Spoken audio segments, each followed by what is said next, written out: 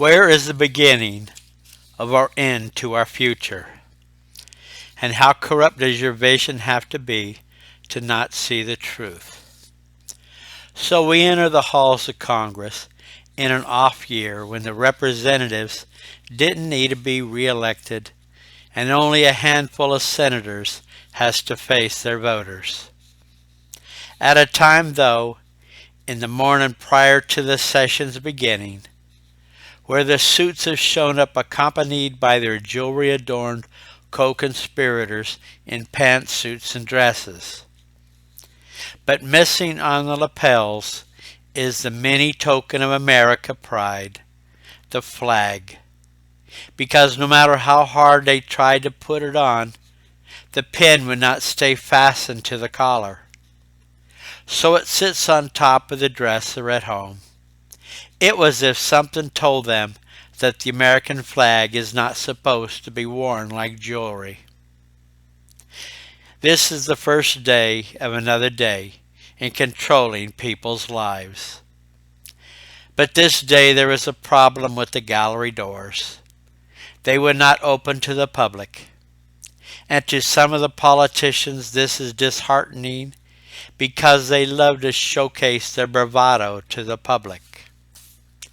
Some of them even hoping that a protester disrupt their speech, so the representative could espouse the words "low-life scum" at the uninvited agitator, as they are marshaled out of the chamber by the security on duty. The representative could then later exhibit this confrontation to their constituents that their views were thought-provoking while controversial and to the point. Unfortunately for America, these controller of men are nothing more than ambulance chasers, land developers, lawyers, doctors, and many other rich dudes that makes up the mighty hall. The poor legislatures are relegated to accommodating roles regardless of whether they have a logical mind in their body. It has been made plain to the disadvantaged politicians, don't agree with us, don't come back in November. And these affluent individuals that ram unreasonable laws through Congress have no problem investing in a big box store that does nothing more than cripple mom and pop establishments. Or they create instead a tax shelter by building a sports arena. And even though they comment that they are of the people, they have no reasons to control the cost to the community. Taxpayers plant the seed while rich people reap the harvest. Not enough profit for investor, increase the price, extend the payoff period on the loan from 20 years to 30 years to 40 years, then blow up the arena that has outlived its use and rebuild it again. And while all this is going on, just live off the depreciation until the end of 40 years and then reinvent the capital gains tax. It is in their power because they are living the cushy life of a congressman. War heroes are applauded for their valor, but have only seen one end of a gun, are shepherded in as rubber stamp politicians to make or break laws that benefit only one side of public concern. And these heroes that are brought forth to ensure a majority have limited perspective because they are conditioned to following orders and might be biased when they are told that they should want more weapons in their allies' hands. They then have to watch as these weapons are used against their neighbors or end up in enemy hands, and then they question who gave them the weapons in the first place that continues to kill their own brothers in arms. Yes, these heroes have seen the horrors of war. the disenfranchised, the uncaring, the brutal deaths to young and old. But they need to disregard these perspectives when they return to a world where we have our own disadvantaged, disenfranchised, and our own brutal deaths to our young and old.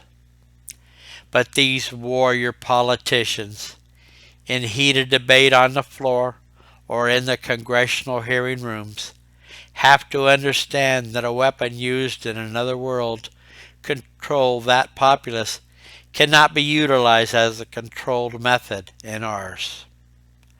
Our democracy has stood for 200 years and is more rooted, while theirs is just opening up.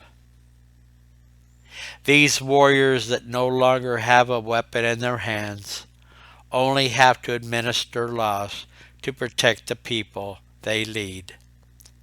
But our populace become more submissive over the centuries, so abuse to our rights and liberties is easier to accomplish. And then there is the administration telling everyone we are not going to have boots on the ground in some far-off war, but we have aircraft flying over and doing the killing. What happens when a plane is shot down? Is an American pilot now abandoned, or do we go in and get them? Urban warfare. What brain thought that up? You put our soldiers in the midst of a mixed population of friend and foe. Who do you end up shooting, and for what reason? You cram our children into little vehicles. You drive them in convoys, and then you wonder why a roadside bomb decimates one or more of them. That's all right, 'cause you have the good old boys back home, ready to build them a house to live in and give them a parade. Those that survive without visible wounds start telling war stories about how they saved the community and how their troops exhibited such bravery, but their troops died while they lived.